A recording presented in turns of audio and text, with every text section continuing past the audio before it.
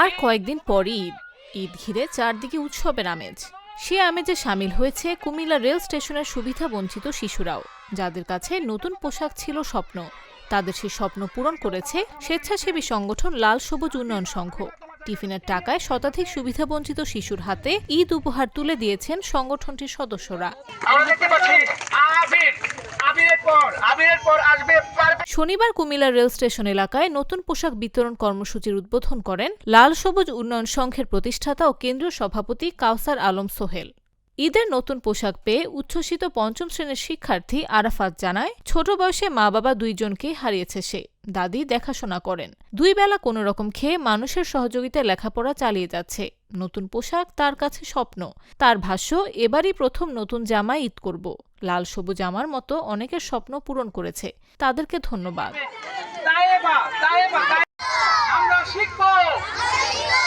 নতুন পোশাক বিতরণ অনুষ্ঠানে অতিথি হিসেবে বক্তব্য দেন সংগঠনের জেলা উপদেষ্টা হাবিবুর রহমান স্বপন, নারী উদ্যোক্তা ফৌজিয়া ইয়াসমিন, সাংবাদিক শাহজাদা ইমরান, জাহিদ পাটোয়ারি, HM মহিউদ্দিন, সংগঠক শাকিল আহমেদ, জোবায়ের হোসেন, সংগঠনের কেন্দ্রীয় সাধারণ সম্পাদক ডাক্তার আশরাফ উদ্দিন নিলয়, কেন্দ্রীয় সাংগঠনিক সম্পাদক ফরিদ ভুইয়া প্রমুখ।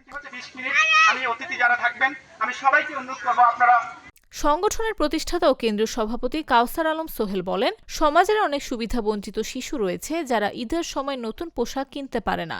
তাদের ঈদকে আনন্দময় ও রঙিন করতে এই উদ্যোগ নেওয়া হয়েছে। আজকে তোমাদের এই ভাইয়াগুলো তারা 10 টাকা 20 টাকা করে জমিয়ে এই আজকে অনুষ্ঠান আয়োজন করতেছে। টিফিনের টাকা সঞ্চয় করে গত 15 বছর ধরে সংগঠনটি এই কর্মসূচি পরিচালনা করে আসছে। আমাদের এই ছোট উদ্যোগ সমাজের অন্যদেরও অনুপ্রাণিত করুক, এটাই আমাদের প্রত্যাশা। আজ কুমিল্লায় প্রায় শতাধিক সুবিধাবঞ্চিত শিশুদের ঈদের নতুন পোশাক দেয়া হয়েছে। ঈদের আগ পর্যন্ত কুমিল্লায় মোট 500 সুবিধাবঞ্চিত শিশুকে নতুন পোশাক দেয়া হবে।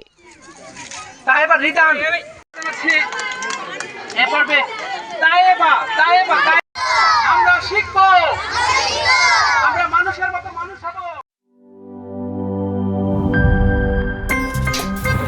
আমার একটা স্মার্ট সিদ্ধান্তে 25% গ্যাসের খরচ কমেছে। ভাবছেন কিভাবে?